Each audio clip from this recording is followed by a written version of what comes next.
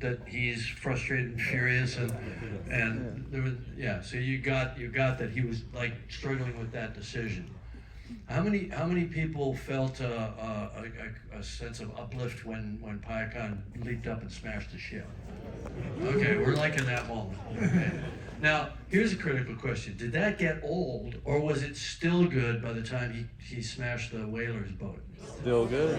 We're still good. We're still good. Okay, so there's no such thing as too much Payakan, is what I'm getting here. Okay, good, good. Anything more on Loak? Yeah. I mean, I love the relationship of Loak and Jake. Look, I was like kind of the black sheep growing up, and I really resemble. You I were see the it. outcast in your family. Yeah, and I see it through his eyes. Like even though I'm 40 years old, I see it through his eyes, and the fact that he earned that acknowledgement by the end of the movie is the reason why I came back to see it multiple times too. Great. So when Jake says, "I see you," yeah, that lands Right. really, really hard. Right. Okay. Yeah. Well, look. I mean, I felt like that myself. You know. So I think the father-son thing, was an important thing for us making the film. So thanks for that. Right here. I feel like a lot of what Loak represents is just a Here. frustration. Take this one. It represents a lot of frustration that people hold with being brought up with certain traditions, with certain ways of living life that don't exactly work now with some of the things some of the threats that go on day-to-day life. Like Interesting. back when Loak was around, when all this happened, when these rules of life were set in place, they didn't have these aliens, which is humans, coming around, killing people off with that machinery. And I feel like there's a lot of people, me personally, I dealt with a lot of stuff growing up where it's like, oh well, my parents are not from here, they weren't from that land. I mean, they weren't from this area. There's a lot of challenges I faced that they were not ready to Fitting in. Yeah, fitting in. So I was And your dad being judgmental of the things you were doing to fit in or whatever. Yeah, and it also, I feel like it's a strong theme with the movie that you'll see with Jake's youngest son and also Spider. Spider's trying his best to just try to do the right thing, but then he's looking at, when he sees that video of his father getting killed through, his camera, literally Right. his father's perspective, he's like, okay, well, there's some good in him. And then at the end, he even lets everything that his dad's going for, he lets it go, because I feel like it's opening up a lot of humanity too. It's a metric too for humanity within Quadrich. Right. Because at first you're like, okay, there's this evil attacking Jake and his family, this evil that won't stop. This guy, he killed this guy, but he's back. He's like a Terminator. Now, but then it's like, no, this guy. I peaked early. No, but I'm almost done. Yeah. So I feel like when you add this dynamic of him having had a son, it really adds a layer to Quaritch that you didn't see in the first movie. He's not just this what do you call it? This hardened military guy. Yeah. He's not one dimensional. He's not one dimensional. Yeah. I gotta tell you so the way I work when I'm writing is I just do stream of consciousness notes, and I just write down anything that pops into my head, and then I argue with myself. So I wrote down, I was talking about this kid, and he doesn't fit in, and he was just going to be kind of a little secondary character. And then I wrote, well, what if the kid is Quaritch's son? And I went, nah, nobody will believe that. I literally talked myself out of it. And then like 2 pages later in the notes, it's like, no, wait a minute, this is a good idea. So, because in my mind, Spider connects the two dads together, binds them to each other, so that, because revenge just gets boring after a while. So anyway, that's kind of the thinking around Spider. Does anybody have anything else they want to say about Quaritch or Spider or Loak, the father-son thing? Jim, right here. Yeah, go ahead. For my, the relationship, I really saw the movie through the Tam's eyes, because Interesting. I'm a big sister and I have a little brother and an older brother. My dad was an officer, so he really treated our family similar to how Jake was, so I Right. related to him. Very disciplined. Yeah, and it really, Loak was probably the most frustrating character for me. He really, really pissed me off, to no end. Is that a good pissed off or a bad pissed off? Okay, bad pissed off. Okay. Just because, I know, because my little brother's, 13, 14, so he's at the age where he doesn't want to listen, and so I'm always like, are you watching your brother? Are you looking for your brother? What's your brother doing? What's this? I'm like, I don't care. But It was So on you're my channeling the responsibility. Tam, Yes. and Loak is the fuck up Yeah. who's actually getting people killed. He wasn't the fuck. Well, actually, all right. But not for my little brother. But I just wanted to say, like, I don't I know. didn't if it say was- your little I brother. don't know if the intended effect, but like as the older sister looking through Natam's eyes. That's interesting. Anyway. Okay, so what I'm picking up here is that different people, because of their family experiences, are seeing the movie through slightly different lenses, which is really interesting. Does anybody have? Well, we're not in a super hurry, so unless you guys need to go. Yeah. Okay, so let's. Does anybody have a lens that they saw the film through based on their life experience that's a little bit different than what we've been talking about so far? Okay, right here. We haven't heard from you. I work in an elementary school, so I saw. I work at an elementary school, so I work with a lot of students, kind of helping learn how to manage their emotions, deal with consequences of their actions since they're just acting impulsively often. And I'm with Loak, especially kind of what was mentioned before with him kind of making repeated mistakes. I kind of really connected with that, and the students I work with, seeing them kind of struggling to learn from from these mistakes. And so I'm excited to see how that kind of with where he's at the end of the movie, how that progresses. Interesting. Is that something you could relate to personally from when you were younger? Yeah, and even currently. Tell me about Definitely, it. yeah. Trust me, it never goes away. Go ahead. Yeah, I just Here, First tell of all, everybody. oh yeah. First off, I just want to thank you guys for creating such amazing stories. They do get me to leave the theater with an emotional response and, thinking about my life and what I could do better. The first movie for me was about self-discovery through Jake Sully, and then after mastering self-discovery, he found love. Mm-hmm. And then the second story was even more powerful for me, and it left me contemplating my own life. I'm 31 right now, and what I realized was the importance of family and a man's purpose in that family alongside his wife, his lover. And it just made me realize like what that looks like. And there's a lot of comments where they say Sully stick together, and that really hit home for me. And also the other part about how they were changing lands, it kind of made me relate to a lot of the countries and what they're going through with political asylum and going to a land they don't know. And I felt that because these are avatars, they don't have a skin color, they don't have a race, everybody can kind of relate to them. Right. So I definitely did. Well, those are great comments. I really appreciate that. Did anybody look at it through a racial lens, in that the Metcaina were slightly different than the Forest Navi? Did anybody see it that way? Just you want to talk about that? I think being an outsider was an ongoing theme through the whole thing, whether you're a spider or whoever it is, and then the whole you getting welcomed in to being accepted. I think everyone's dealing with it in some form or another, political, global scale. So acceptance. Acceptance, right? So how many people saw the movie through the lens of being accepted?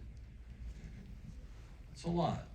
Yeah, well, that's good, because I think it's part of it is about like, who am I and what do I need to do to earn my place, whether it's in society, in a culture, in a family, Sure. So thanks for that comment. That's great. Does anybody else have something? I don't think we've heard from you yet. Go ahead. So, Here. Thanks everybody. This is great, by the way. I'm loving this. I mean, I could do this all night, but we're not. Well, first, I wanted to say it's an honor to be here, and thank you for doing this.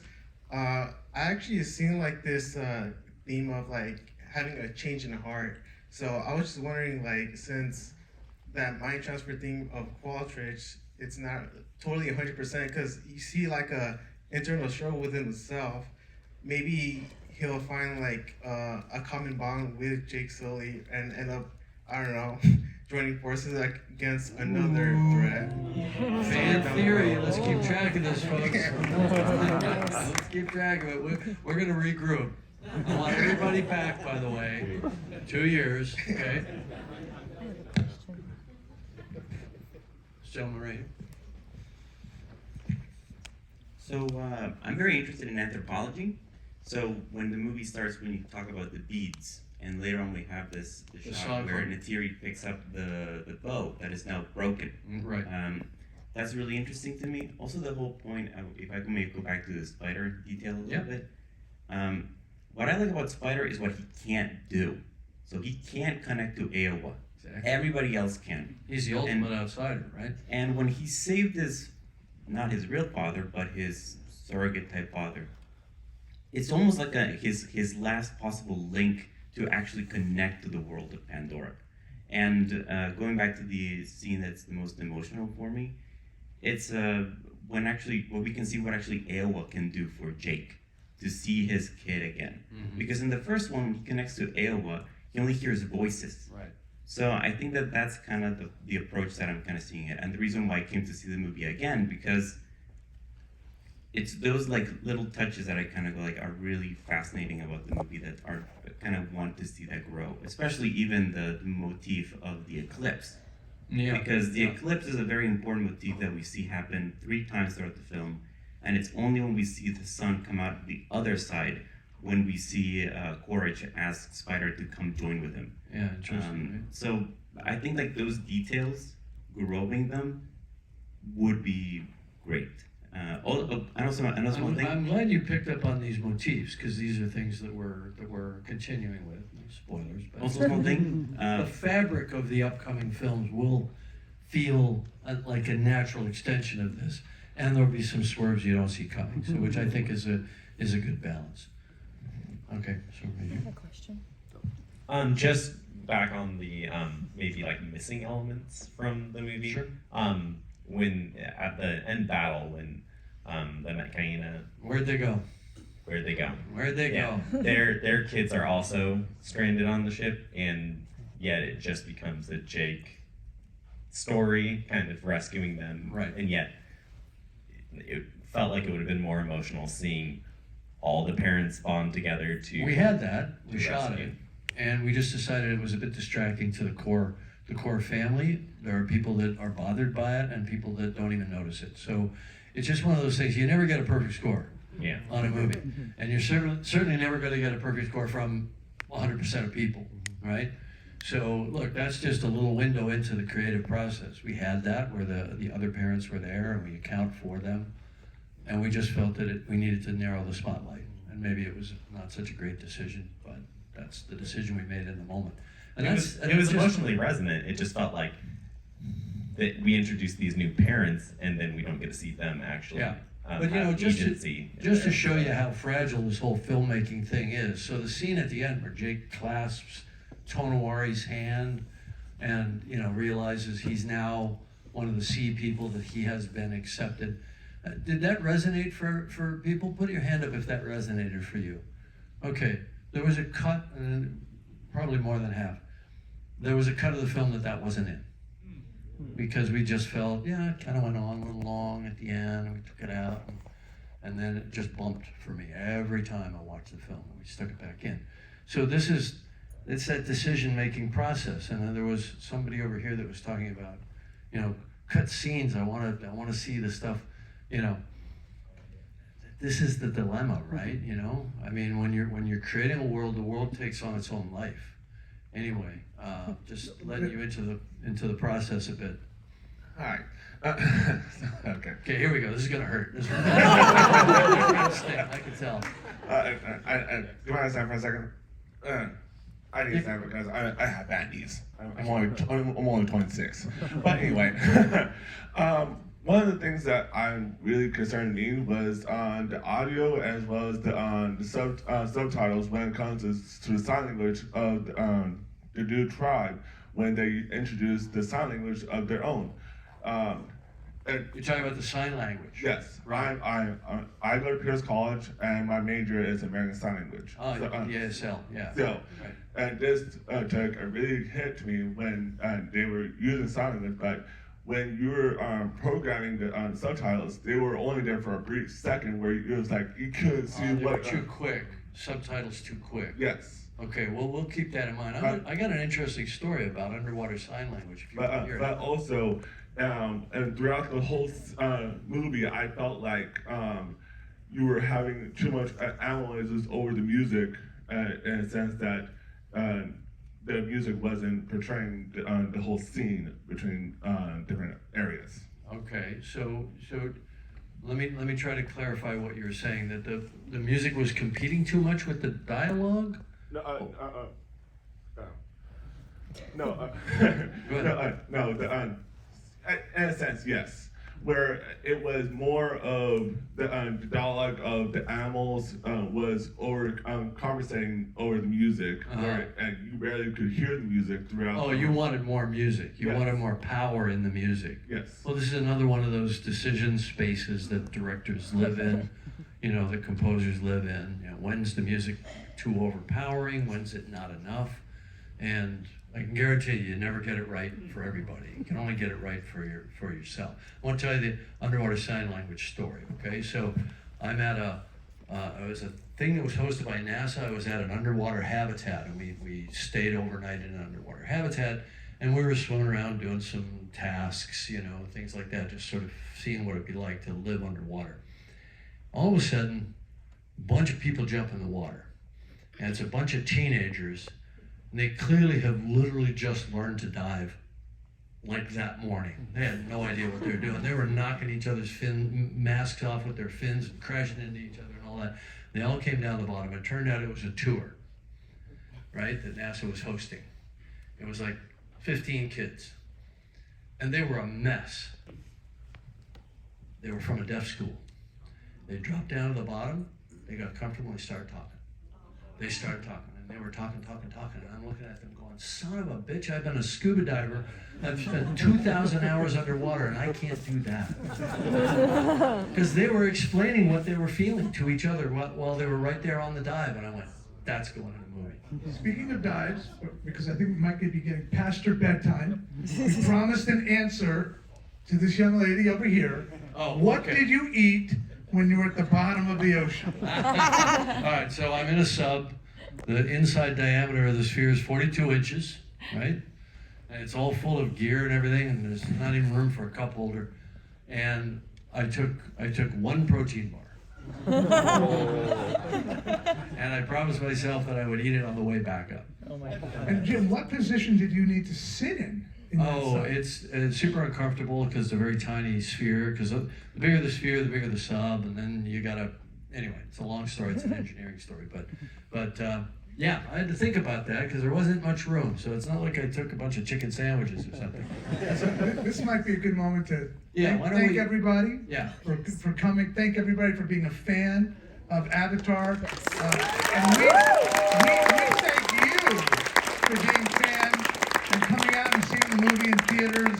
Thank you all very much for coming tonight. I just want to assure you guys that you have made a measurable improvement to Avatar 3 and beyond with your effort here tonight. So thank you. Thanks everybody. Thank you all. Thank you, box office. Thank you so much.